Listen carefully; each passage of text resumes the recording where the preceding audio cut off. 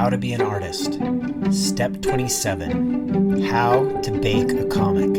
With guest Gregg Schigiel.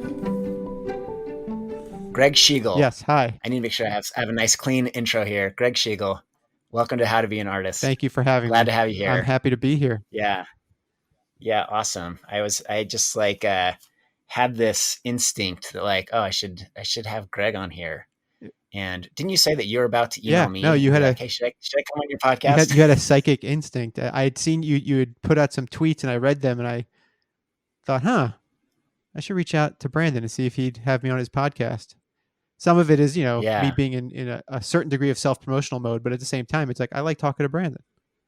And then awesome. Within a day or two, you sent me an email out of nowhere and I was like, this is weird. So Kismet, I believe is, or Fate. Kismet, is that Synchronicity? That's the one they like to use as well. I'll take it. So I'll go with that.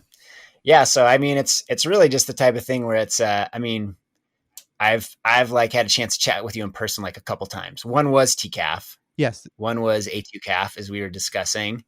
It's mostly just trying to make things easy for myself because I'm like, oh, Gregg's an easy guy to talk with. Oh, sure.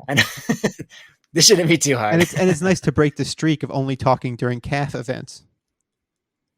Yeah, that's true. So now we broke that. Although we've emailed, we had email exchanges in the in between times. Yeah, so I should mention that was actually something that was very helpful to me when I was doing Green Monk. Was I was trying to figure out the whole image system, and it's a pretty idiosyncratic system. It's part of the direct market, but it doesn't work like the rest of the direct market. It doesn't work it's very contingent. It's very contingent on specific personalities. The economics of it are super bizarre. Look, we've both done it and I still don't 100% get it. And I did it. Is it just that Robert Kirkland books sell so well that they can afford to do whatever else they want with I've tried to figure out the math so many times and I can't. I don't know how it works. Yeah. My assumption is, and again I don't know the numbers well enough, is that they publish enough material and their back catalog does well enough that's the sustaining machinery, I think, that allows them to kind of experiment with other things. Yeah, it gives them and I guess any book that doesn't do well, they just put it as a loss on their ledger. That probably, I'm sure there's some financial tax reason that's a benefit. That's good for them too. But the thing that doesn't make sense to me about that is it's always been about creator-owned stuff. Yeah. So how much of a cut is Image even getting if the creators are the ones that are, when they do well, I kind of in my mind I'm thinking the creators are getting such a big cut. Does Image have any resources to take a chance on other creators with that? I think the way it works is for single issues, Image only gets their fee. Okay. And then but the trades they get a percentage, right? They get a percentage. That makes sense. That's what I mean by the back catalog. So it's all their backlog. Yeah. Okay. All right. The cut that starts as I recall it, unless it has changed because it's been a minute, is Image gets, I think it's 20% of trades, or is it? I think it's something like that. It changes trade to trade. I think mine was maybe 35%. Okay. I know in some other cases it's been 40%. And then there's there's fine print because there's an amount of money that's kept on reserve, and there's a lot of little. I don't know. I never broke the threshold to make any money on mine, so I don't know what that experience is like.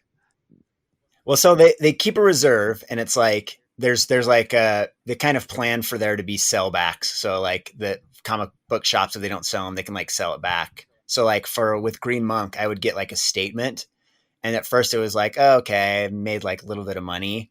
And then after all the sellbacks came in, now I just get a quarterly reminder that I put Image into debt. Yeah.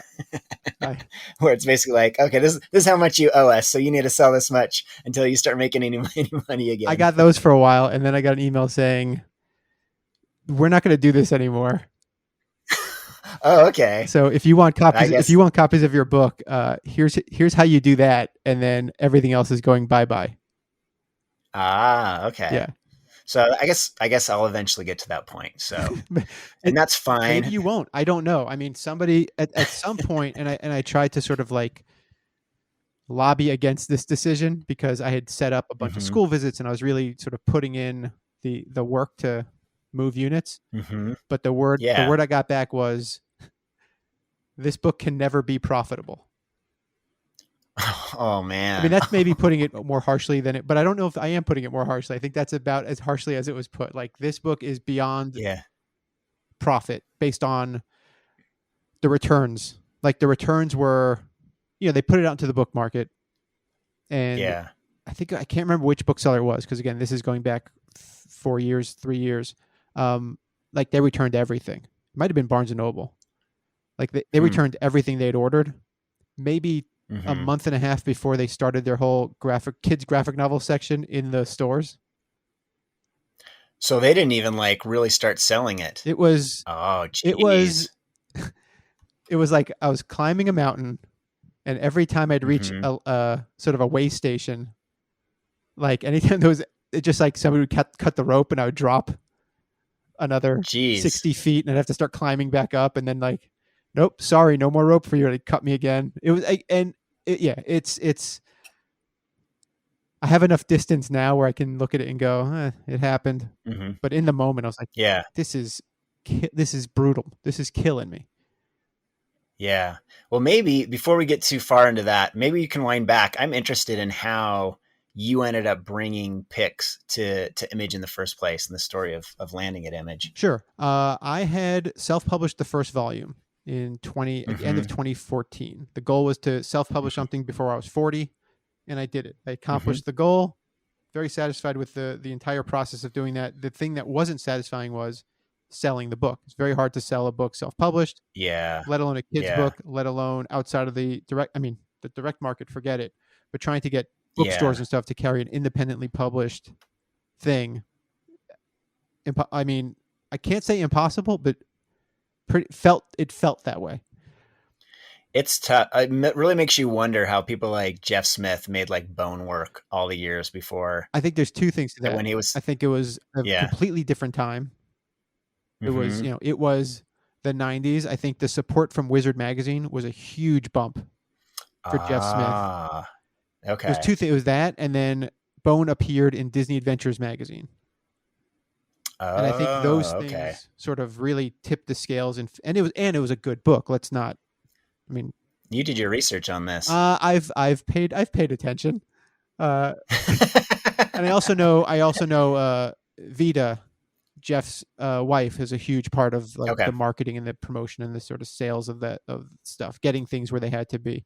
Similarly, a book like Mm-hmm. Amelia Rules, Jimmy Gownley's book, like that Yeah. was a case of Jimmy Gownley and Harold Buchholz, who he worked with, like figuring out the whole library game and getting the book Hmm. to libraries and getting and schools and libraries interested, and that helped boost them to the point where they were able to move it over to, or Jimmy was able to move it over to Simon and Schuster. I think it's Simon and Schuster. Yeah. Yeah. It's that's a time. That's some of that is timing. Some of that is putting in the work. Some of that is the quality of the work. There's a lot of different things. So There's a yeah, go ahead. kind of a I think something interesting to point out about this that I think is important for people to know. Anyone that wants to make art that should know this. And the title of my podcast is a little bit of like, I guess, a parody of this. Is this idea that art is always a moving target. It's like this constantly changing machine, and so this idea that there's going to be some sort of like, oh, here's how you break in, here's the steps you take to publish. It's just like you say, it's a completely different industry than it was in the 90s. It's constantly shifting. It's still shifting. And the idea that you're going to give some sort of formula for getting into the business is just like ludicrous. Like it's really this thing of like feeling your way in or not feeling your way in, as the case may be, Or right? finding a new way in. It's like Finding a new you look way at in. somebody like Yeah. Scott Kurtz, who wanted to do syndicated Mm. comics, and I don't know the specifics of his story, but basically nobody would take his book, so he just started putting it on, giving it away for free and doing his whole thing, and then PvP became PvP, and you Yeah. know, he figured out his own way. And, and then there are people who say only one person gets to do that, because then the door shuts behind them. And sometimes that's true and sometimes it's not. But yeah, there are a lot of different ways to do this, and the ways do keep changing. When I broke into comics, or when I got my first professional work in comics, it was super old fashioned. I did 5-page samples. I photocopied them. I put them in physical mail, and I mailed them to editors. And I got it's like, I equate that to the way comedians used to have to get 5 clean minutes to get on Johnny Carson to get their big break. Like, that doesn't exist. Like, that's not a thing anymore. Like, now you just put up a YouTube channel, and you put your comedy up. Now you put up a web comic. You just start putting out comics. There was a time where you could get your start at Marvel and DC. And now nobody gets their start at Marvel and DC. You have to do all this stuff beforehand before anybody will pay you to do anything. Not that I got paid a ton when I got my penciling, although probably wasn't. My penciling rate was $90 a page, which is actually probably pretty good compared to rates I've heard elsewhere. Sure. Yeah. I mean, well, geez, the fact you're getting paid at all to make comics anywhere is like, and the fact that you can get these manuals, they're like the illustrators, you have these like illustrators, professional guides to pricing. And it's like, give me a break. No one's going to follow this thing. I just threw one of those out. I'd had it on my shelf. I never used it. There was no section for comics anyway. Yeah. Every once in a while you have some sort of artist, some established creator come online and like have some big rant about don't work for free, blah, blah, blah, blah, blah. And it's just, the reality is the business does not work that way. You're never going to create a business where every creator is going to get paid for what they do. It is. I mean, it's a tricky one, because I certainly avoided working for free for anything that wasn't mine. So like, obviously I did my Pix books for free. I did the first book, getting back to the original question. This will happen a lot. I did the first book. Yeah, it's fine. Completely on my own. Did everything, penciled in, colored, the whole 9 yards, and I funded the whole thing. Paid for it out of pocket. No Kickstarter, no crowdfunding, nothing. Got it into Diamond. And how many pages was it? 120. That's a decent amount. Yeah, that's kept it lean. Like, you opened up the cover and page 1 was right there. When I brought it over to Image, and I'll get to that in a second, I was able to add extra. Yeah. I added, I think, 8 pages of back matter and let things breathe a little more. So I did the whole thing from scratch, ordered the copies to my apartment in New York, just boxes and boxes of books. Was able to sell, I think it was like 300 to Diamond. Maybe not that many. I know it wasn't the number that we wanted to get into like whatever strata of being in their back catalog, but then they had me in the back catalog anyway. And I, just trying to hustle to sell these books, here and there. So I did all that out of pocket. I was never going to see a dime of that. Like, no way. Once you factor in, because when you have a book at Diamond, you ship it to them, you're paying the shipping to Diamond. So the books shipped to me, and then I ship them out. So it's like, there's a lot of shipping involved. I mean, the benefit is they never returned anything. Like, whatever they bought, they bought. So, and then I would sell stuff on my website, but even that didn't take off the way I'd hoped it would. Anyway, I'm going to try not to do so many like womp, womp, womp sort of narratives. So as I but I had a plan to do 3 books. So as I started working on the second book, I started pricing out what that one was going to cost. That was a longer book. Like, in the end, it turned out to be 200 pages with back matter and everything. It was a 200-page book. And getting the pricing on that, I was like, oh boy, this is not cheap. And considering how the first book had been doing, I was skittish. I didn't want to do a crowdfunding because I just don't know that I don't have the confidence that I have the audience that's going to show up for crowdfunding. And maybe that's my own lack of ego, whatever it is. Yeah. But just based on other things I've done in the responses, I just sort of get a vibe of like, if I could find other ways in asking people, and this might, who knows, in 3 years I might kickstart, and then somebody will bring this up and be like, haha, you're a hypocrite. I'm just saying based on right now. I understand that. There's just it's like you get a sense of things, and I think for most people that do well on Kickstarter, they have a pretty good idea already that they're going to do well on Kickstarter. Right. And Like they usually have like the following to justify it. yeah. And I mean, I've done things, I've put things out, podcasts or Yeah. YouTube videos and stuff, and I see what the numbers are. I see how many people are watching things. I see how many people are opening my monthly newsletter. So Yep. I have an idea of what kind of interaction, engagement, that's the word. What kind of engagement I'm Yes. having with the stuff I put out for free. So the idea of saying, "Hey everybody, give me money," that's Yeah. a next level of engagement, and it doesn't always happen. You sort of have to be realistic about it. So anyway, at around that time, so that would have been 2016, 2015. Yeah, about late 2015. The word had come that the folks at Image were interested in doing more kids stuff. A Cool. friend of mine had done something there, and had rough. I don't know if success is the word, but eventually, in time, made it work.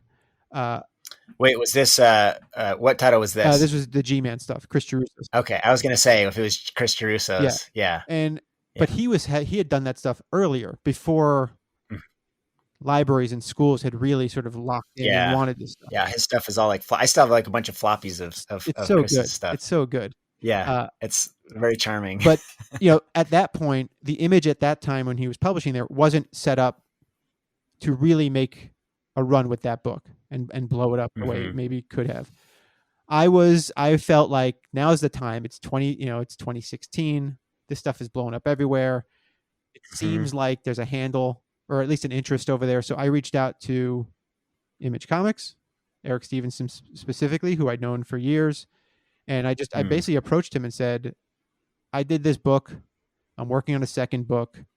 Would you guys have any, I heard you guys are doing more kids stuff. Do you have any interest in picking this up?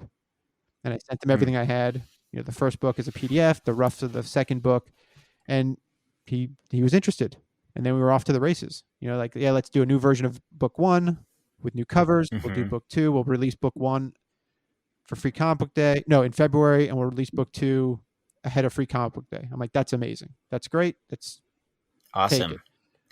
Hey, one question on that. So I know that you did do some redrawing of pics, and I can't remember the details of that. Like, when did you was that before the self-published version that you kind of redid some of the art? Yes. So I originally did pics in like 2008 thereabouts, and I did a single mini comics. Okay, gotcha. I actually pitched it to Image back then. They had a line of books called Slimline. Fraction did, I think, Casanova that way, and I think Warren Ellis did Fell that way. And it was $1.99, 20-page self covers. And my idea was, I want to do this kids book that way, so they'd be cheaper, and every 5 issues would collect into a volume, and I would do 15 issues and walk away. So I had originally pitched it that way, and I sent them the first 2 mini comics, and that's when Eric Larson was the publisher, and Eric Stevenson was like whatever he was doing at the time. And at that point, they passed on it. They had rejected it. And I have a funny email from Larson because I hadn't heard back, and I'm like, hey guys, whatever the reason is, like, if you just let me know. And his answer was, this book would get negative orders. Which I know that sounds very harsh, but one of the things that I appreciate about Eric Larson is that he's not going to blow smoke. Like, he's going to tell you what he's thinking. And I asked for it. I wasn't like, please be gentle with me. I was like, tell me what's up. Like, I just want to know. So then years later, I have the graphic novels, and now graphic novels are a bigger deal. So Eric said, let's do it. And there we go. This is Eric Stevenson. Eric Stevenson, yes. So yeah, in May of 2017, the second book came out.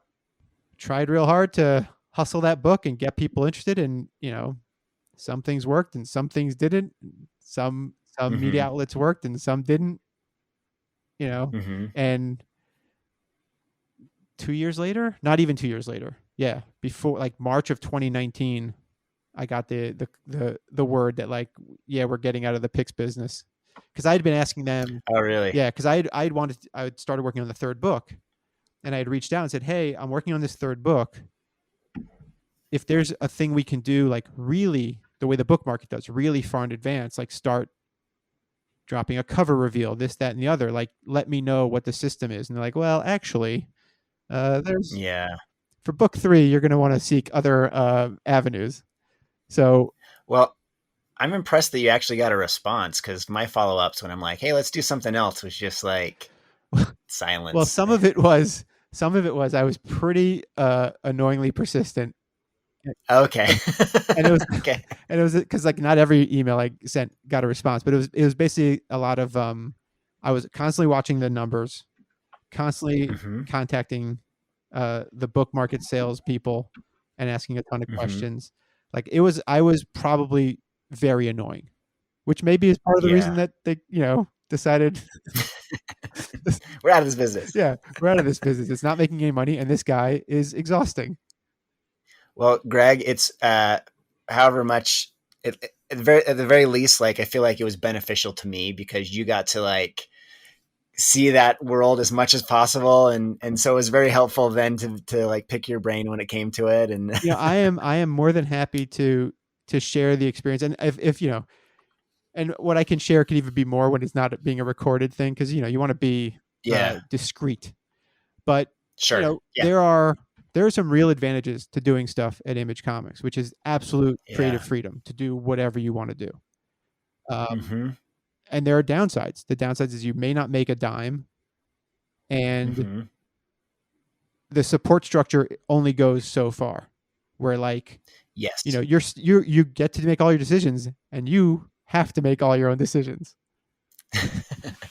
And I would say that I was actually pretty impressed with the amount of support I got for them, considering the risk they were taking on. Right. As far as all the marketing, I thought that they gave me like much more marketing support than I expected. Considering other things I've heard with other people, where they're basically like, we'll publish your book, but you're on your own to like actually get out there and do anything else. Right. But they printed something of a feature in like Image Plus magazine. I mean, they give you like emails of retailers. Yeah. At the very least, there was like, through doing that, there was like, I don't know, maybe 10 retailers that were like really excited and really supportive. But yeah, it's tough. It's not going to be all top 500. It's very difficult. I mean, and again, it also depends on the kind of book you're doing. So I was doing a book for middle grade readers, so 10 to 12 years mm-hmm. old. Your book is a very specific kind of tone and vibe. It's like it's more of, I mean, I'm not the type of guy that's like, let me identify my audience. I'm just more kind of like, here's what I want to do. And well, hopefully people are interested. But what's interesting about your book, if we could talk about you for a second, is sure. You did the self-published mini version of it, the small, it was still a lot of pages, but it was that like one panel per page thing. Yeah. And then that got like recognized, right, by YALSA. Like that got got put on the YALSA. That was on the YALSA top 10 list the same year as Smile. How did that happen? I'm not totally sure how that happened. It somehow ended up. I need to trace it back, because I do know. Because is there even a UPC code on that thing? Like, is there a barcode on it? Does it have an ISBN? No, not on the first printing. I did a reprinting where I did a UPC code. Okay, maybe that might be the one I have. But I don't know. Somehow it ended up in the hands. I started doing a bunch of conventions when I first did that self-publishing. That was kind of my thing. It's like, I don't want to call people and try to connect with retailers. Like, that's not my thing. And so I decided to do the much more expensive thing, where I just tried to do a lot of conventions, and it sold surprisingly well at conventions. Like for me, for a totally unknown, I would sell 60 copies at a convention. Nice. Which is especially considering now I've done conventions since then. I've never sold anything that well. And that may have something to do with the time, yep. whatever the time, the conditions of that time. And it ended up somewhere in the hands of someone with YALSA, and they were like, yeah, we want to support this book. And part of it was because it was more of like an independent thing. So it's incredible. It was very emboldening, too. Cause like, okay, it's like, it's been recognized, and that's really like, motivated me to want to continue and try to do something else. And I try to make as much use of that as I was trying to promote, Green Monk, Yeah. the new one. But yeah, the new book didn't sell as well as the previous book, but which is you know, wild because the new book was done through a publisher with yeah, inroads yeah. to these avenues that should have, I mean, made it technically, pretty it sold stable. more copies. The new book sold more Just didn't make copies, as but much like money. didn't make me as much money. It didn't, and so with the previous book, the way I worked it was because it's black and white, and because of the particulars about how I had it printed, it was actually an incredibly inexpensive book to print. It was about $1.20 per book to print. Excellent. So that meant that I had the room to like price it and get a really good margin on the book. And so that one actually it took a while, but I mean I sold out. The first printing was 1,000 books, and I sold out of the first printing.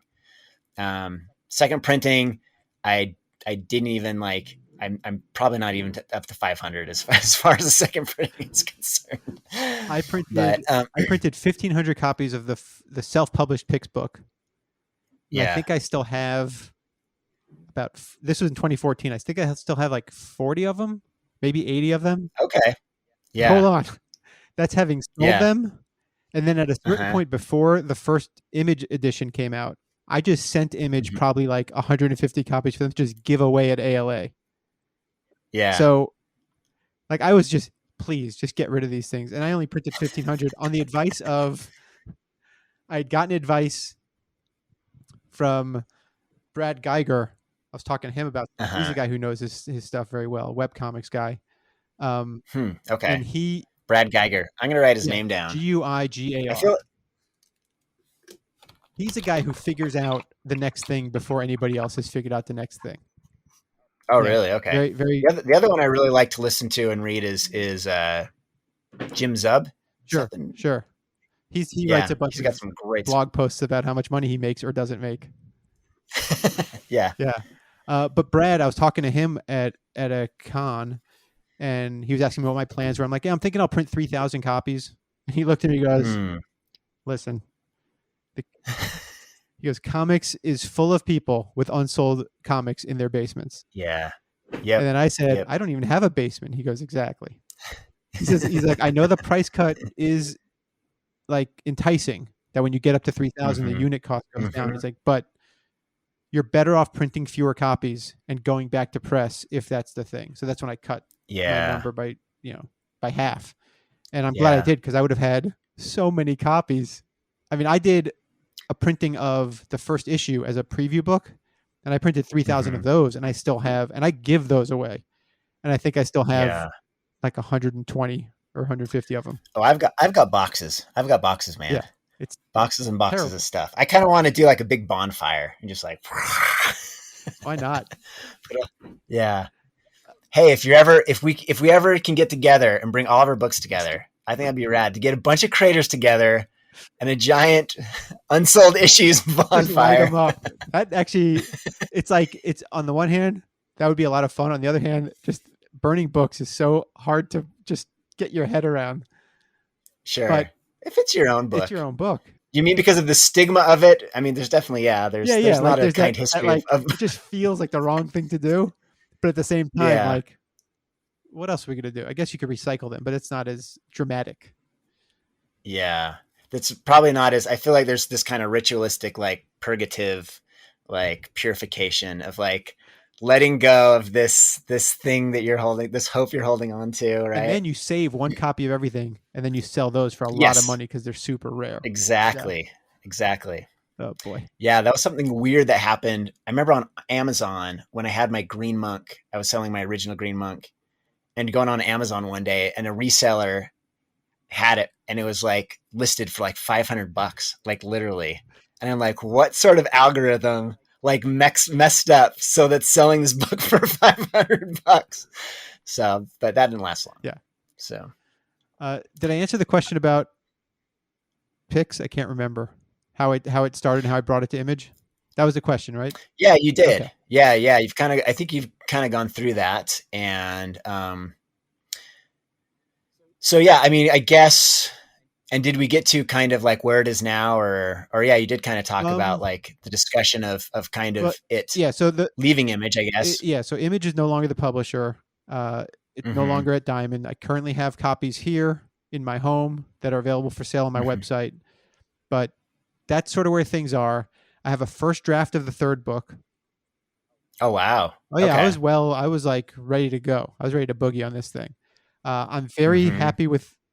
I mean, I'm mostly there's some edits and rewrites I could do.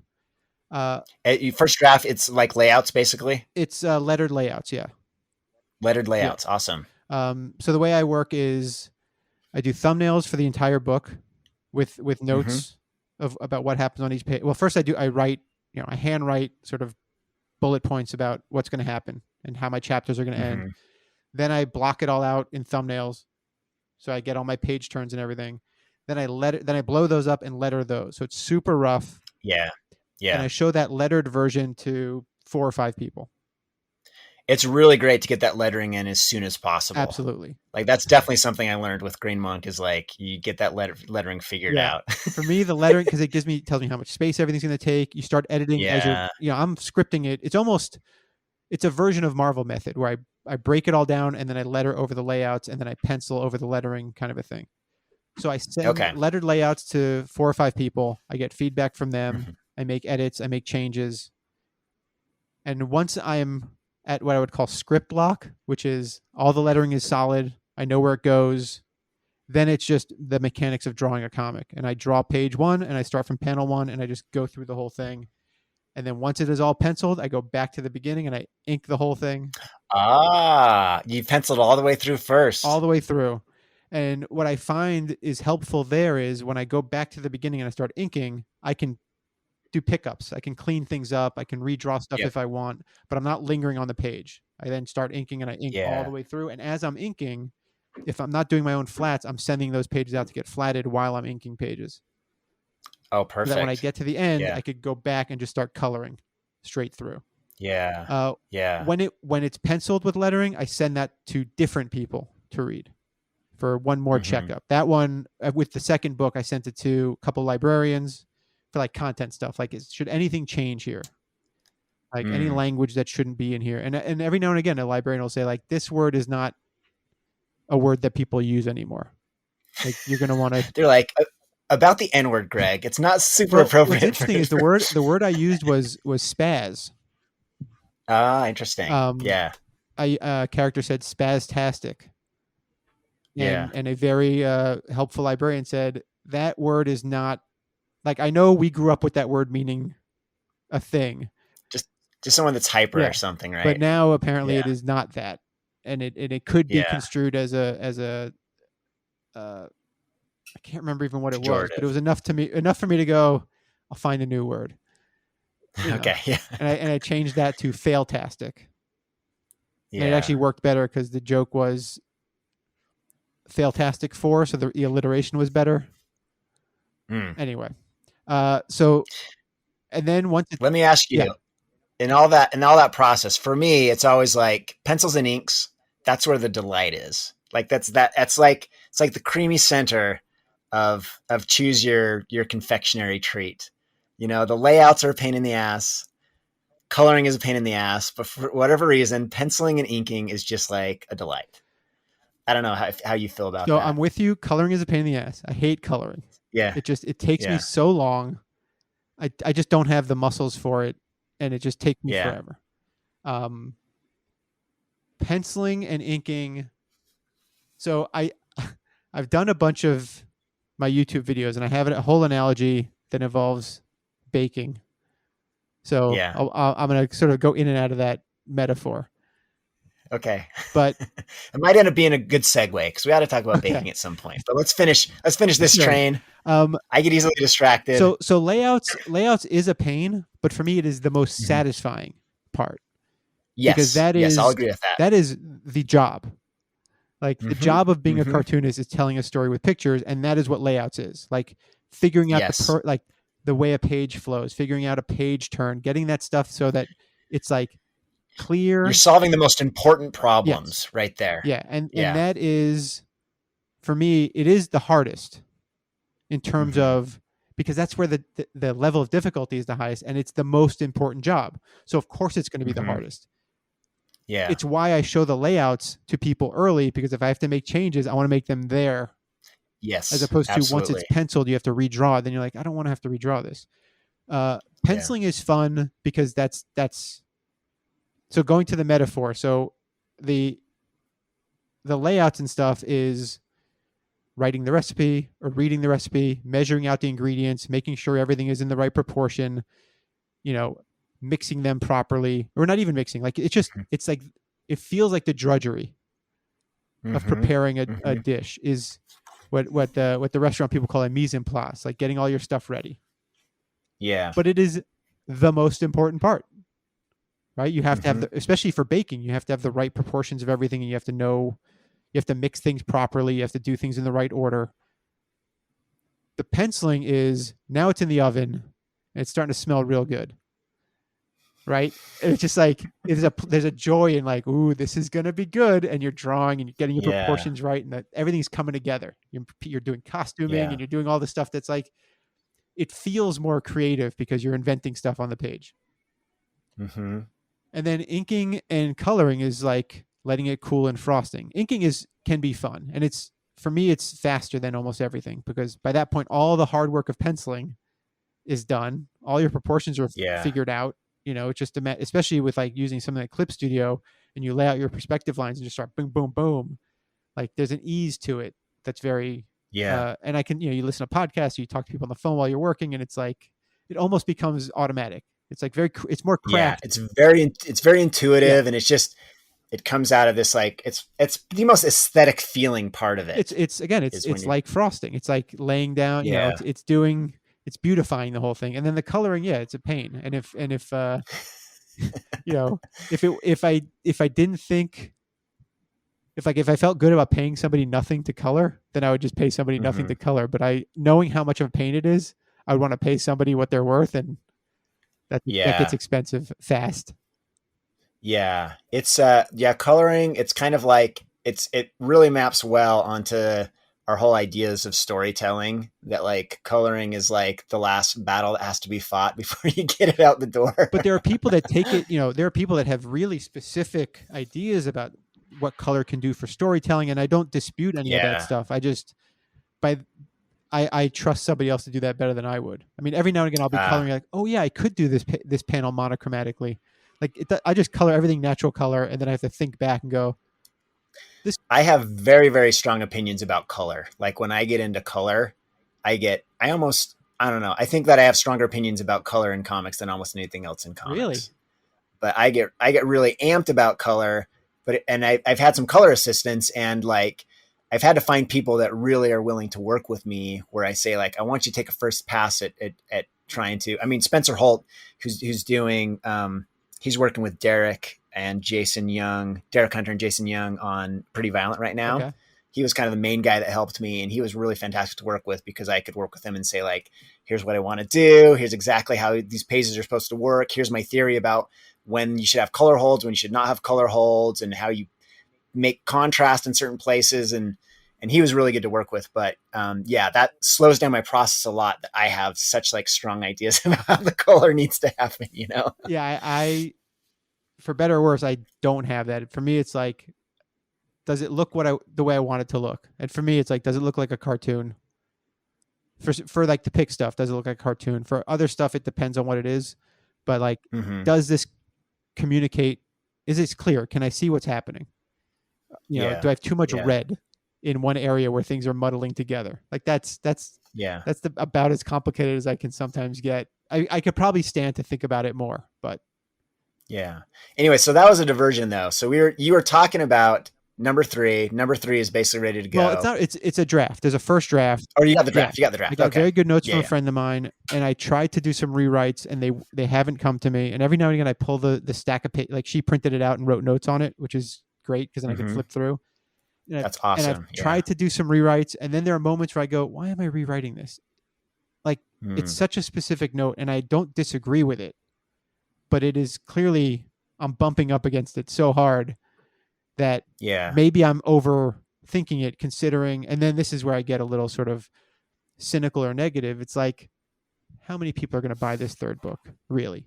Like at a Mm-hmm. certain point, I'm doing this for me. If I get it done at all, and I do want to get it done, but until somebody's paying me for it, or I decide to actually crowdfund it or something, it is very hard to Yeah. motivate to draw another 200 pages It's without, tough. and I'll do a school visit every now and again, and a kid will ask, is there a third book? And it cuts me to the core, because there is, but there isn't. I know what Yeah. happens. I think it's so, there are things that happen in this third book that I think are so cool, that I'm so like keen on sharing. Like there's little bits, little like ideas that are peppered throughout the first two books that pay off in the third. Hmm. Things I introduced, the ending. I'm so happy with the ending. Like I think it's so Yeah. charming. But again, just then I sit there and go, okay, this will take me 16 months, 18 months to do, start to finish, Yeah. Mm-hmm. um, with zero income to do it. Like, oof, Yeah. how do I, yee. And it's not just about like making money, even though it is about making money, but it is about, you talk about like you want to do it for yourself, and I feel the same way about a lot of my art. Is like I want to do this, but it's about also like having a voice. You want to be able to say something and have people like listen to it and respond to it, right? You know? Yeah, I mean, it's a conversation I had at A2CAF.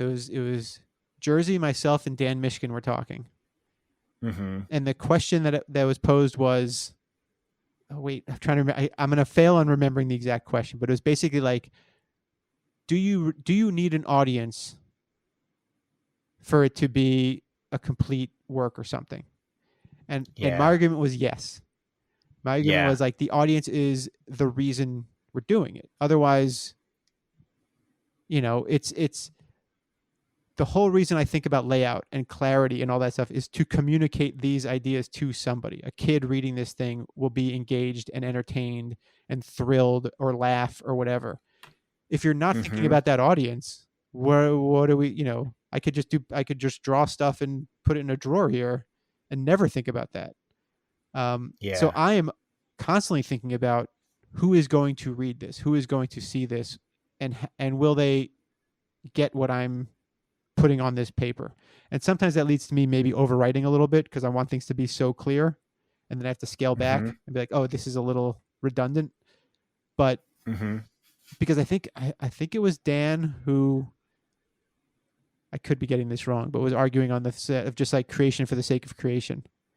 And I Yeah. was on the, I have a much more sort of commercial point of view, which is like, no, there's an, like, you make it for an audience. Yeah.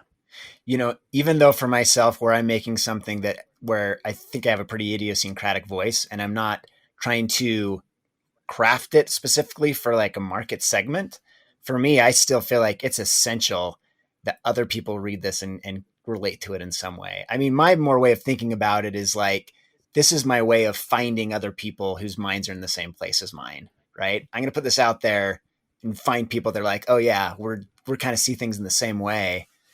Right. Um, And to be clear, I am not, when I say I'm thinking commercially, it's not like what's going to sell, I'm going to do it. I think of ideas that I think could sell, yeah, and then I go, ooh, this could work. And then I write it in the way that I write things, which is like, yeah. I mean, somewhere in the realm of like quirky, charming, sweet, I guess.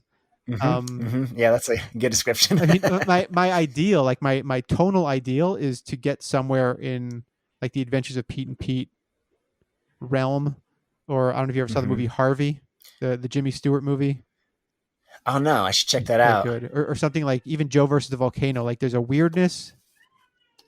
I have that. I have that like on the DVD, and I need to watch that. Everyone keeps telling me I It's need not to for watch Joe versus everyone, the Cult. but Yeah. it has a, there's a quirk to it, but also a sincerity, like quirky sincerity. I Yeah. like. Um, Mm-hmm. but anyway, I don't know that that's commercial per se. I Yeah. don't know that sincerity is a thing that people really like glom onto and throw their money at, but I enjoy it, and I tend to find that the things I write have a I guess sweetness to them. Mm-hmm. Uh, Yeah. which again, so which is just to say, like I'm mercenary to a degree, but I'm not entirely mercenary. Otherwise, Yeah, no, I would have cranked out a Dogman style book 2 years ago. The Dogman is excellent. no, Like all those books yeah, are very good at what they do. I hmm just haven't been able to put my head in that space to do it. sure. Yeah, I was just going to say that for me, what really made me realize how important it was to have other people respond to my work was really when I was making, Green Monk. It was just by myself, no feedback, and kind of felt like I went crazy a little bit. You know, like Sure. it is just like just making art for yourself is just really kind of insane, honestly. Like that's how I feel when I'm trying to make art for myself. But as soon as you connect with other people, it just like I don't know, you need some sort of connection to reality to be sane, I guess. And that means connecting with other people. Yeah, I mean, I solitude is tough, man, and like the past year Yeah. is certainly a test of that because I live by myself, and it has been a long year of just being solo during a pandemic. Uh, Oh, sure. so yeah, talking to people, getting reactions to things. Yeah, I don't do a ton on social media just because I think that's a whole other thing. But like, I'll Sure. think of jokes that might be a tweet, but I don't do them. I just text them to friends. It's probably a better way to do Yeah, it, because all you I know? really want is like a laugh. I just want a reaction to something, Yeah. and while it's Yeah. nice to get that from strangers, certainly, and that's why I hmm make or want to make books and things is for strangers to read and enjoy. But hmm social media's got its own uh, pitfalls and Yeah. trapdoors that. Well, I come sometimes when I've like thought about it myself, like my own unhealthy kind of experiences with social media. I kind of feel like, okay, it's serving a need that's not being served elsewhere. And you talk about like sending a joke to friends, like maybe like a text thread, what do you call it? Text thread or Yeah, text chain. a text chain with a bunch of friends. Like maybe that's a little bit more healthy because these are people that actually give a shit about you. Yeah, But that's all you want. It's like you just want to be heard. It's like I get back to like having a voice. It's like I just want to be able to say something and people to be like, "Oh yeah. yeah. You just want to. Thank you for being a part of our gang, whatever it You is." don't want to Right? feel invisible. Yeah. It's the sort of people have asked in the few times I've done podcasts over the past year. It's like when would you go back and do conventions? Like what would have to happen for you to Yeah. do conventions? And the answer I've given is that the thing I like most about conventions is not the convention, it's the hanging out afterwards. hmm So until I can share a plate of nachos with people or a basket of wings, I'm not doing any conventions anytime soon. Uh, Yeah. Absolutely. but it is that idea of like connecting to your peers, having these conversations like this one, or even going hmm deeper when we're not being recorded. Like that's the stuff. Like that's the juice. Is like then you start maybe like some gossipy stuff. Did you hear what this person did? Like that's you feel like you're part of something. So mm, in the past year and a half with Pick sort of going onto the bench, and then I worked on SpongeBob comics for years, and that ended in 2018, I think. hmm Like there's definitely a real sense of disconnect from the comics world, certainly the direct market. Like that feels almost foreign to Yeah. me. Um, Sure. I listen to the podcast, the Challengers podcast, Challengers Comic Store in Chicago. They do a podcast called Okay. Contest to Challengers. I listen to that every week, and that's like my window into the direct market. And every week, I'm just like, wow, this is a world. I worked at Marvel Comics for 2.5 years. I was in the belly of the beast at the end of the Yeah. '90s, and now I hear this stuff, and it feels like a different. It feels like an entirely different animal. Like, and Sure. it's a weird feeling to sit there and go, I used to know this stuff inside and out, and now they're like creators hmm their names I don't recognize. There's stuff I don't read Yeah. anymore, and it's a weird feeling to feel this degree of disconnect. So where's that putting you like as far as mentally and how you're thinking about your own like trajectory as far as this? Because you mentioned that you even kind of feel that with comics in general. Is that just due to COVID and you just kind of feel like when COVID's done, I just want to start engaging more, or does it make you process things in another I way? actually think it has less to do with COVID and more to do with just a series of uh, uh, bad breaks. Mm-hmm. So again, the stoppage of Pix, the end of SpongeBob comics, those are two sort of big sort of bumps in the road of continuing the engagement in the biz. Something Yeah. I've been wanting to do for ages, like going back as far as like 2008, 2007, is get myself into the book market, outside the direct market, into the book Mm-hmm. market. And I don't know Mm-hmm. if this is something you've talked about on the show, but the distinction between the two for your listeners It'd be good to explain it. is Yeah. the direct market is comic book shops. And it mostly is single issues and graphic novels, but it is exclusively comic book shops in the United States and around the world. And then the book market is everything else: bookstores, Amazon, um, schools and libraries, although I think that becomes its own separate market, but it's still considered part of the book market. That's where Mm-hmm. books are returnable, and there's a whole bunch of other aspects involved. But that aspect of publishing kids' graphic novels has been booming for 8 years now, something like that. Yeah. And it doesn't show Yeah. any signs of stopping.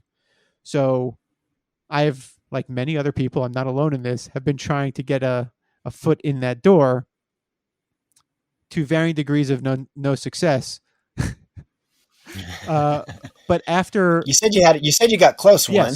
so what happened was at the end of 2018, with SpongeBob over, uh, I decided, all right, I'm going to put my energy towards this one, go for it again. And I worked with Mm-hmm. a creative coach, and I wrote a manuscript for a book, not a graphic novel, a hybrid. So it was text with comic book Gotcha. pages, Yeah. which is a format I'm really keen on. I've been keen on it for many years, and I just honestly, if I had my druthers, I'd be doing that instead of full graphic novels. Just because Sure. for me, Okay. it's the best of both. Clever text, clever. I'm putting in, that's me editorializing my own writing, but like, I like playing with words and writing, and then I also like drawing Mm-hmm. and telling stories with pictures. So this sort of mashes those two things together. So I wrote this manuscript, and so sent out query letters and got an agent. Like, I got a book agent, and I was like, this is it. Here we go.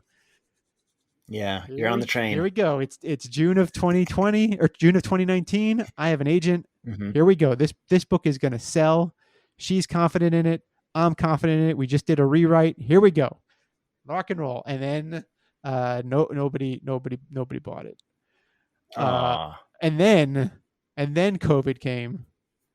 And Yeah. as I was prepping, because it would have been a year, I was like, all right, I was telling my agent, like, before the year is up, I want to have another pitch ready, so that I don't feel Mm-hmm. like I just wasted the past year waiting for somebody to.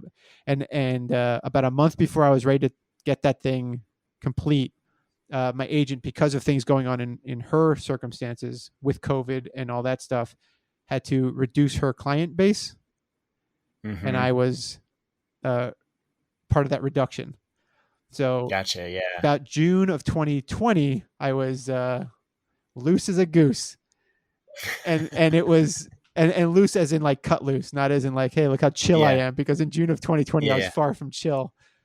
So then at that point, then it's like, okay, now it's a pandemic, and everything sucks, and you're back to square zero, because not Mm-hmm. only do I no longer have an agent, the book that I had, can't sell that anymore. Like, that's gone to everybody. Like, it Mm-hmm. has not been bought. So that book and all the bookmarks I made for it and this banner I made for it, like that's all. That looks awesome, dude. Thank you. Oh, look, I saw that and it's like, I want that. What is that? That's awesome. it, I don't know what that is, but it looks it's the cool. manuscript I wrote. It's called Paws, Pro Animal Wrestling Syndicate, Oh, love and it. it's a pro wrestling story with anthropomorphic animals, and I think it's great. Again, I'm biased. My Yeah. agent thought it was great. That's another one I think about. Like, should I just self-publish this thing? Like, should I just crank this thing out? Yeah. But I still need to draw like 100 pages of comics, because I Mm. have to. Basically, the bit was it would be text, and then every wrestling match would be comics pages. Oh my gosh. Yeah. How do they not this I'm like salivating. This is like sounds like such good stuff. Thank you. And again, I I mean, conceptually, it's just a really cool idea conceptually that when you get into the action scenes, you go full comics. this is a thing. That's so much fun. This is a thing I tried to do at Marvel in the late 90s. It's innovative too.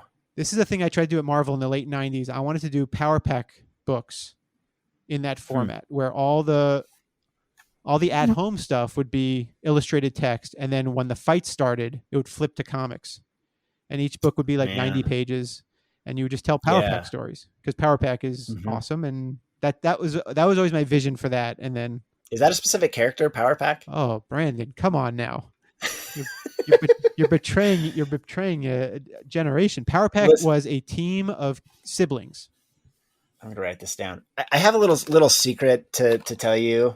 I'm probably the least read person when it comes to comic books. Well, look, I can tell you, I have my favorites, but most of the time people talk about comics. I'm like, I don't know who that artist is. I don't know this look, title. man, I still have never read Daredevil Born Again. There's plenty of stuff I've never read.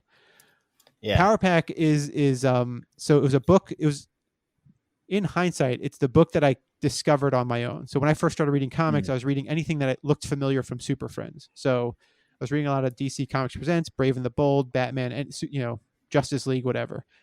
And then I knew Marvel stuff because, of course, you did. So I like Thor, so I'd read Thor. I like the Avengers. And at some point, I saw this book called Power Pack, and I picked up an issue, and I just fell in love with it. It's these 4 siblings. There were ages, if I remember correctly, they were like 12, 10, 8, and 5. And they get superpowers from an alien. And the book is just them in the Marvel Universe being superheroes. It's incredible. I love it. Louise Simonson wrote it. I want to see if I could. This page right here over my shoulder is a page from the first issue of Power Pack. Cool. The page where they get their powers. It was very exciting to find that page. But yeah, it's just a book that it's a great comic. I love it. And I have great fondness for it. And that was the thing when I was at Marvel, when my ambitions were different. My goal was I want to do a run on Power Pack where I write and draw it. And I had a pitch. It was an 8-page document. I had laid out the first year's worth of stories. I still have it. Like I still have this document of my 13 issues or 12 issues of Power Pack. So I have a fondness for that crew. How did I get off on Power Pack? Yeah. Well, you're talking about this format. Yeah. I mean, it's almost its own format. I mean, it's do you have like a term? Have you? It's just a hybrid. I mean, it's a hybrid, and they do exist. There are, when I see them in stores, I usually buy them just to see what somebody else has done with it. There's an author illustrator named Remy Lai, and she has now done 2 of these hybrid books, and they're great. And one of the editors that we sent pause to was the editor of that, and he gave good notes, but he didn't ask for a rewrite. And I was like, it just felt so close. So I have every now and again I think about, taking, if I get enough work for hire stuff and I could make sense of it, taking that time and just saying, all right, let me produce the first pause book and put it up as a print on demand Amazon thing and see if I can make it. But again, there's just the work of drawing all those pages and then putting a book together. It's a lot of work, man. Yeah. People need to recognize that making comics is very demanding of time. It's a lot, and when it's done, it's very it's very satisfying having done it, but it is a slog to do it. Sort of like going to the gym. Yes. Like I never want to, but once I've done it, I feel accomplished. Feels pretty good. Yeah. It's really, if it's similar to, I mean, I don't know what it's like to build a building brick by brick, but I always describe it as, it's really like, it's like, okay, I've got to build this building, and today I'm building this wall of bricks. And it's like, that's how it feels. It's a type of work where you're just like, okay, here's another brick, here's another brick, here's another brick. And it's just, that's what you're doing, Well, I think it's hard for people to conceive of that because it seems when you watch people draw or you see people draw, it seems like a magic trick. It seems like everybody attributes drawing to creativity. Yeah. And drawing, the act of drawing is, again, I distinguish it as more craft. Like it's just, there's a skill set that you sort of develop. And I could be dismissing the whole thing, but because I've been drawing since I was 3 or 4 years old, but there's a mechanics to it. And the fact that I can draw while talking to somebody or doing other things, I think is a indicator of just how much of your brain power is going into it versus, other things that require much more brain power. Yes. There's a synergy or whatever, but it is very, very mechanical. Mm-hmm. There's flair to it. The way Derek Hunter draws, to bring him up again. Like for me to draw that way, I would have to think hard about creating those shapes and forms and bending things the way he does. But I'm guessing when he does it, it's second nature, and he's just banging that stuff out. He even says that he's developed a style that just like happens to be comfortable with the way that he naturally makes shapes, and so he just kind of builds stuff off of what's kind of comfortable for him. Yeah. Or even I look at your stuff, and you have like there's like a bounce to your line.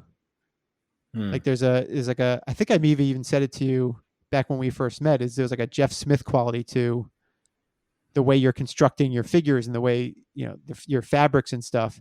And again, for me to do that, I would have to think about that kind of texturing and apply it. Whereas if I'm just drawing, it just sort of happens, and there's like a just happens. Yeah, there's like a natural, like it's sort of like, I don't know if you speak more than one language. I do, yes. But so I speak English, as is evidenced, but I also grew up speaking Spanish, and I'm rusty. But if I think in Spanish, it comes faster. But I have to think first before I start speaking in Spanish. Yeah. And I guess with drawing, there's like a language I know fluently. Yes. And then there are other languages I can speak, but I need to think about them before I start. You need to think about them. Yeah. Oh man, that just makes me sad because I don't know if we've talked about this. We've talked about the kind of Caribbean connection before. I was a Mormon missionary in Puerto Rico. That's right. So I always get stoked, and you're half Cuban, right? Yeah. My family came to the United States by way of Cuba. It was Europe, Eastern Europe, Eastern Europe, like Russia, Poland, Belarus. Oh, I don't think I remember this part. Yes, we are Cuban Jews.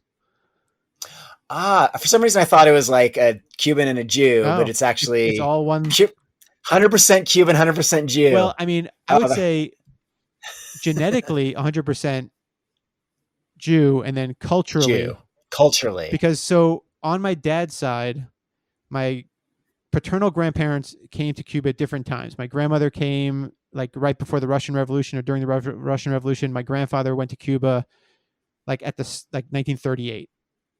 Okay. My mother's parents were born in Cuba, but their parents came from Lithuania, Russia, things like that. Why they went to Cuba, I'm not entirely sure. But so then my parents, born in Cuba, to ethnically Jewish European. But then left Cuba when they were 9, 10, 11 years old, come to the United States in the early 60s. That's so interesting. Yeah. So it's an interesting mix. But yeah, we grew up speaking English with Spanish. My grandparents, who are no longer with us, like they mostly spoke Spanish. So to communicate with them, you'd speak in Spanish for the most part. Their English was fine, but it was broken. Like my grandmother, I would take her grocery shopping, and at one point she handed the cashier $100 bill. So cashier checked it with the counterfeit pen. And my grandmother was like, "Don't worry, I make it in my house yesternight." And just the phrase "yesternight" is so perfect, but it's clearly like somebody that English is not their first language. It's their fourth language or whatever. But do you still get so is there kind of like culturally kind of a mix of different cuisines and stuff? Like you get some of like the Caribbean, like rice and beans and stuff like that, but then some of the, is there still some like Jewish traditional cuisine too? And So, I mean, the stuff I crave is the Cuban food. When I go home to Miami, I want a Cuban sandwich. I want that stuff. We certainly were not kosher growing up. Too much, I was going to say, cause Cuban is like, a Cuban sandwich is like the least kosher. It's pork and dairy on the same sandwich. Well, it's like 2 types of pork, right? 2 types of pork, and then also Swiss cheese. Yeah. And Swiss cheese. But at the same time, like my mom would make picadillo and she would make blintzes, and those 2 things could exist in the same house. And, so yes, so there is that, it's not even a fusion. Like rarely do the things get mixed together. Yeah. Like they're just kind of adjacent. Yeah. Like when I go home for Thanksgiving, when I go to my cousin's house, there's turkey, but it's done in a Cuban style, like with a Cuban marinade. And then there's black beans and rice and plantains and also cornbread. Mhm. Oh my gosh, It's great. this sounds like the Thanksgiving I want to It's do. so good. Yeah, It's so good. yeah. I've been trying for years to dial. Oh man, I should ask you about this. I've been trying to dial in my beans recipe, and I cannot quite get a beans recipe that's right for me. Okay, what are you I don't know doing? if there's some. Okay, it's complicated. You want me to go through all of Let's it? do it. Because it's complicated. So I do like a sofrito from scratch. I don't know how. So mine's like Puerto Rican. I don't know how different it is from Cuba, but I'm guessing they're pretty similar. What's in your sofrito? So my sofrito, it's going to be peppers, and I just use like bell peppers. It'll be like a couple of bell peppers. I'm going to do cilantro, onion. Sometimes I'll put in some salt pork and ham, oil, and I think that's it. Yeah. And then, I don't know, but I don't know. It's like, I do a little bit of tomato sauce too, which some people do, some people don't do. And, I've tried like soaking the beans in broth versus just kind of soaking them in water. These black beans or red beans, or what are you using? I do one version with black beans and another one with, chickpeas. Chickpeas. Interesting. Yeah. So for the way I've made beans, and there's like little ways to cheat it as well, but it tends to be beans in a pot with water, and I'll use canned beans. I'm not going to be so precious about it, but I've done it with regular beans. It just takes so long. Yeah. Bell pepper, onion, garlic. And you're not frying them before? Oh yeah, I'll do garlic with my sofrito No, too. it's all just going in the pot, and then you just like let You it. don't saute it before. Okay. At least I haven't. Now I'm going to tell you my cheater way in a second. Okay. A bay leaf or two. Okay. No cilantro though. And then you just let that ride. Salt, pepper. You just let it ride until it does, and then you mash up some of the beans to thicken it. And then for me, the trick for it to taste right is I add at the end when it's all done. You taste it. You add salt if you need to, and then I hit it with white vinegar. And that to me makes it feel like what I'm comfortable with in terms of like Cuban style black beans. Okay. So the cheating way that my mom taught me, which she learned from her mother, is you buy 1 can of black bean soup. So that's already made. It's got all the seasonings in it. Yeah. So I buy that, and then I buy 2 cans of just plain black beans. I put all of that in a pot. I throw in like half an onion, half a bell pepper, a bay leaf. I let that come to a simmer, and I let that ride for a while. Yeah. And then I add the vinegar. So it's just like that canned black bean soup is your sort of starter. Oh, interesting. Yeah. It's got all the salt you need, I promise. And it sort of gets the party going in a way that. But you aren't like dumping in like a lot of like sazon Goya or adobo or. Not really. I tend to just go salt and pepper. If it seems like it's not tasting right, I might throw in paprika or like little things here and there. Yeah. But I mean, I have Lori seasoning salt. I guess I could throw that in. You know, I can't say this is the first cooking discussion on the podcast, but this is the most in-depth cooking discussion on the podcast we've had so far. I do like to cook. I like to talk about cooking. I love watching people cook. Like people who know what they're doing, like the sort of the ballet of their hands and all that. Yeah. And to me, it's again, the metaphor is there for drawing and baking. Like it's a creation. It's a making of a thing. And going back to the audience element, like you want somebody to eat the thing you're making. There is an audience, and you want that feedback and response. I mean, I've cooked things. I live by myself, so I've made things for myself, and I'll take a bite and be like, God damn, this is so good. And you just want to, then you're torn because like you want to share it, but then you want to keep it because it tastes so good. Yeah. It's one of the most purest forms of art in that sense. You make something, and the only thing for me and my wife is like, we make these meals, and like my wife is like a really damn good cook. And, you know, I'm usually just like helping in the kitchen, but like my kids are like, no, we'll just do the chicken nuggets. So it's like, we just make it, but we finish stuff and we're like, well, let's take it over to so-and-so and the extras over to so-and-so, you know? Yeah. Cause you're sharing food. There's such a joy in like sharing food, you know? It's wonderful. I mean, food is nourishing. It's delicious. And again, like with comics, there's a certain amount of craft to it, and then there's a flair, the art element that goes on top. Like not just in the presentation. I know people like to talk about plating, but even just the way you cook something, the way you apply the heat to it. If you're, I believe you're vegetarian. Am I right about that? I'm not You're actually, not. but Was I was Rob a I vegetarian? wouldn't be surprised if I was No, vegetarian. then It maybe seems like something I would no, do. then maybe it's Rob Stenziger who's I vegetarian. think Rob Yeah, was. Yeah, that's but possible. like if you're ever doing a braise and like you brown the meat before you add anything else, like depending on Yeah. how long you let that meat brown changes everything. Like there's a certain, I Hmm. think that is the art of cooking is understanding that interplay of heat to the item and the browning and like how to extract the most flavor out of things. I could talk about this stuff a lot.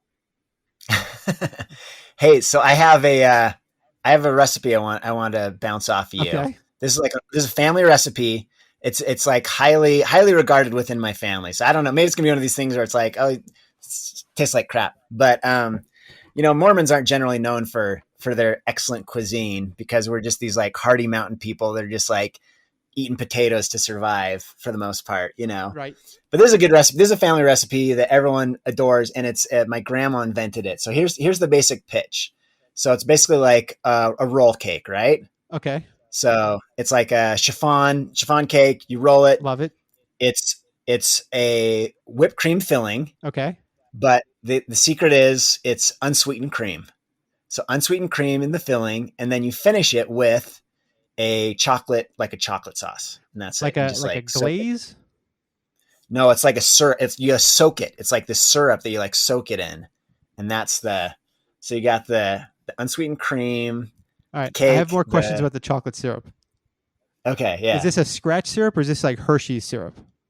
no scratch. Can you tell me what goes in the chocolate syrup Um, without giving away family secrets? no, I'll like share the whole recipe. So it's really simple. It's like milk, cream, uh, Chocolate. sugar, and like cocoa. And Okay. we've transitioned to doing. We found like the Dutch process for all parts makes for a better, just like a smoother Sure. chocolate, right? I guess, but All right. So very simple that's recipe. sort of like a ganache, but instead of using chocolate pieces, you're using cocoa and sugar, which is basically, Yeah, I guess you don't have the but cocoa butter, it's like it's not very thick of it. It's like it's enough that it will kind of like soak into everything, right? so does it So soak through all the layers of the roll or it just soaks through the top?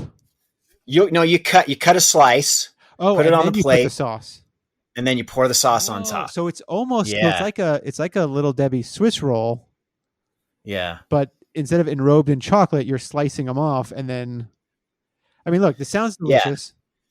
yeah. You get no I'll if you're interested to try it out, it hasn't ranged far from the family, but I mean, I'd be interested in. nothing about it sounds bad. Okay, I mean, I love a roll cake. yeah, Um, they're challenging to make. yeah, I've they actually are. never made one, but I've watched it certainly on British Bake Off enough to see like those things can crack and get funky. But even that sauce sounds good. Yeah, unsweetened whipped cream that's fine by me. Yeah, Uh, I mean, it's the combination is really what like the unsweetened whipped cream with the chocolate, and then you got this like soaked cake. have you ever had like a just a like a straight up icebox cake with those chocolate wafers and whipped cream? I don't ice spot cake. I don't know what that is. So in the grocery store, you might see these. They're just called chocolate wafers, and they're these thin Mhm. chocolate crispy cookies. Yeah, absolutely. I love those things. Okay, so you make whipped cream, and you basically take Yeah. a chocolate wafer and a dollop of whipped cream, and then you sandwich a stack of them, Okay. and then you put them in the fridge for several Huh. hours, and the cream soaks into and then you just slice through it. It's like cookies and cream, like deliciousness. It's so simple. What is it? What is it called again? I think it's just an chocolate icebox cake. If you search Chocolate ice if you box. Google search it, Okay. you'll see it. I got my notes here. It'll come up. Um, but yeah, that cake sounds great, and I can see why it would be a family favorite. It's like what everyone asks for their birthdays, and my wife has like learned how to do it, and she's always like, another fucking chocolate And roll. does she always do the roll, or does she ever like switch it up and do like a layer with the whipped cream between the two layers and slice off blocks and put the cheese on, put the chocolate on top? Oh, that's very interesting. We've never done that. It's always the roll. But you could do two sheets with whipped cream and do like you do them like squares. Squares or But rectangles? there is a nice aesthetic Oh, property of to it that you course. have the chocolate roll, and when you pour the sauce on top, it creates all like it kind of starts melting this cream. It creates all these like swirls, almost like a latte or Yeah, something. yeah. How you do that? And that's part of the fun of it too. Seeing all those swirls and Oh, you know. I the aesthetics of a swirl cake cannot be denied. I mean, Um, you're talking about art, the types of art that you really love and that has influenced you. And you mentioned Alice in Wonderland as like something that's one of your yeah. favorites, which is something you don't hear very often. Really? And so I wanted to kind of get, I mean, a lot of people are like, oh, I've seen it. And, or, like some goth, I'd be like, oh, some goth is into Alice in Wonderland. I'd be like, okay, that makes sense. Yeah.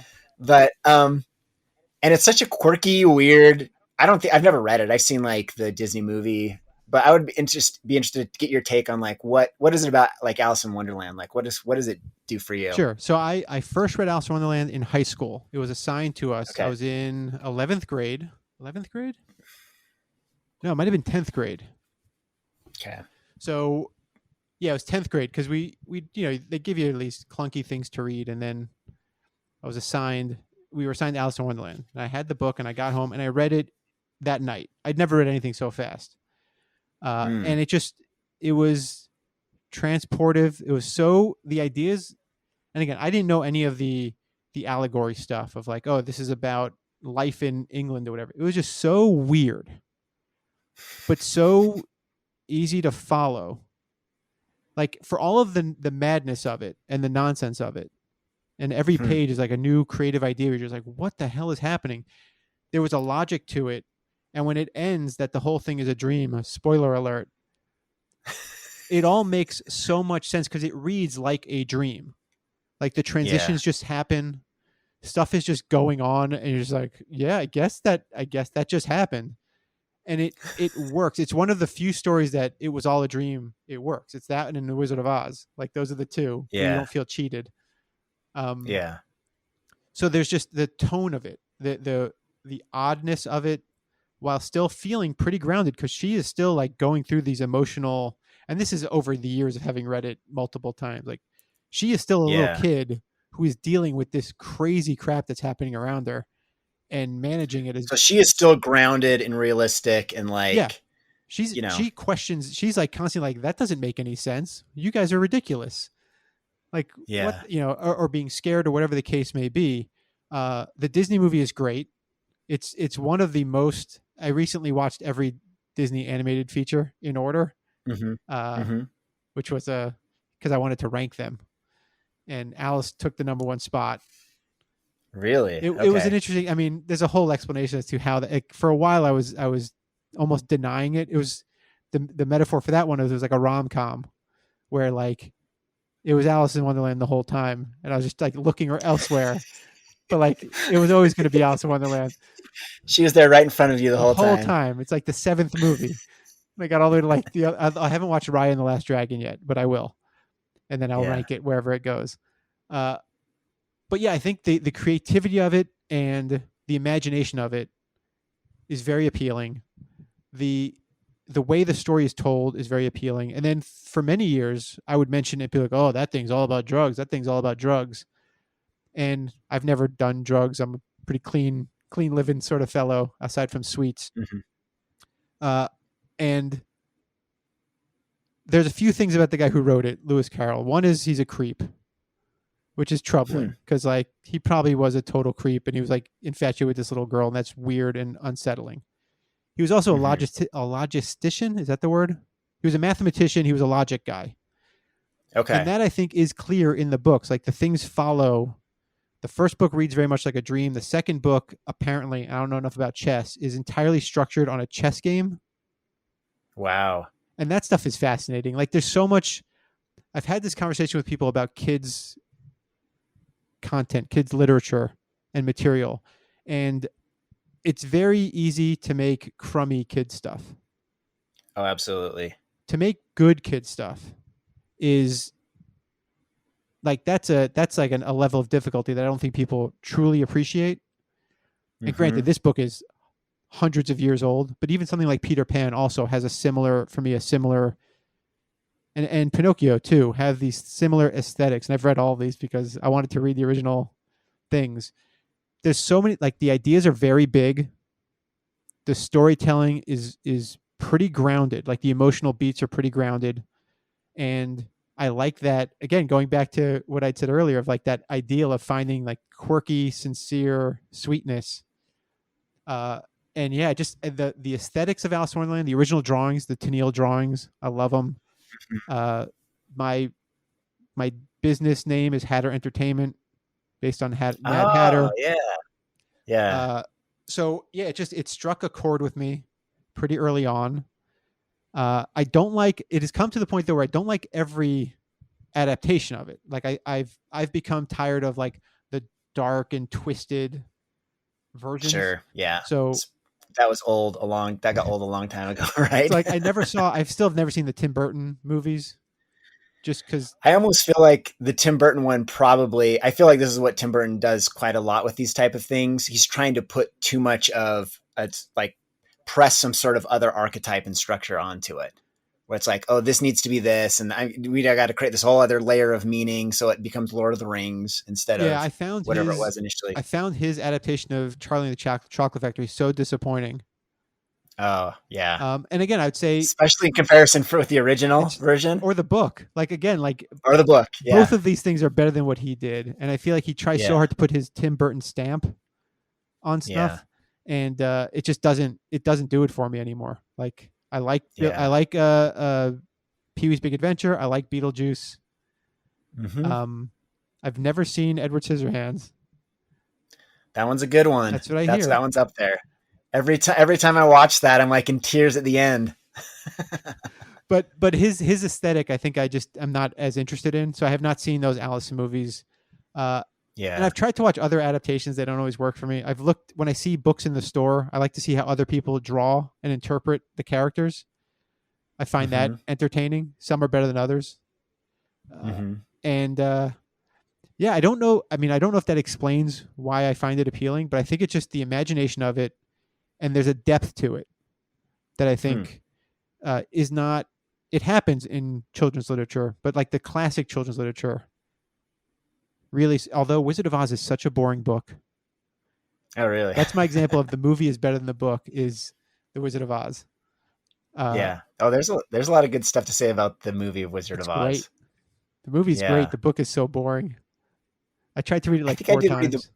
I think I did read the book at one time, and I don't have much to say about it. I But tried to read the book like three times. I couldn't get through it. Then I read Wicked, which was great, okay. and then that got me to go back and read the book because I wanted to know like, is Wicked playing off the movie or the book? And Wicked plays a little more off the movie than the book. Hmm. Hmm. Uh, Yeah, yeah, that makes sense. yeah, but Wicked is a really good book. Good. I'll have to check that out. Wizard of Oz kind of falls in the category of these things that as a kid I wasn't really interested in. You Right. know, it was kind of like a little cloying to me, like, that Mr. Rogers is kind of the same thing, but like the older I get, I like Mr. Rogers becomes more interesting to me. Wizard of Oz I see all these things in Wizard of Oz where I'm like, oh, this some really cool stuff's going What's on here, interesting you about the know? Wizard of Oz? So I remember as a kid seeing it, and the flying monkeys are freaky and they're scary and whatever. But Hmm. I don't know when it clicked with me, but the thing that wrecked me every time I watched the Wizard of Oz, and in hindsight, I was like, this probably speaks volumes. So you've seen the Wizard of Oz, right? This Hmm. can't possibly be a spoiler. The movie's a billion years old. It's etched into everyone's subconscious But by this the point. thing that gets me, and I haven't seen it in a long time, but I think about it, I'm like, yep, that was the spot. Is when the balloon takes off without her, Mm, where she says all her yes. goodbyes, or she's about to say her goodbyes, and then that balloon goes, and she's. That is the thing that when I was a kid, when I was 5 years old, like that's the thing that just shattered me. Oh, geez, yeah. And It's kind of this horrific turn right at the end, it's isn't it? awful. It's awful. All Yeah, she wants to do is get yeah, home, and she's finally yeah, about to get home, and it's just like it's brutal. And yeah, you don't get a lot of that sort of. But yeah.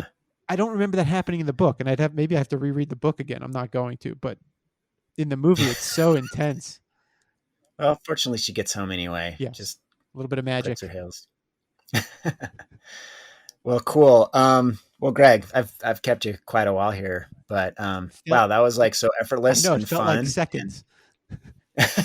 I was seriously like, should I prepare more for this? I feel like I should prepare more for this discussion, but You're like, but Gregg's a blabbermouth. He'll go on and on. I just gotta ask him one question. No, it's been fantastic. So I appreciate you doing this. And did we answer the question, how to be an artist? Did we sort it? Can it ever be answered? Actually, here's the question. So I know you title them like step blank. Yeah. When do you come up with what the step is?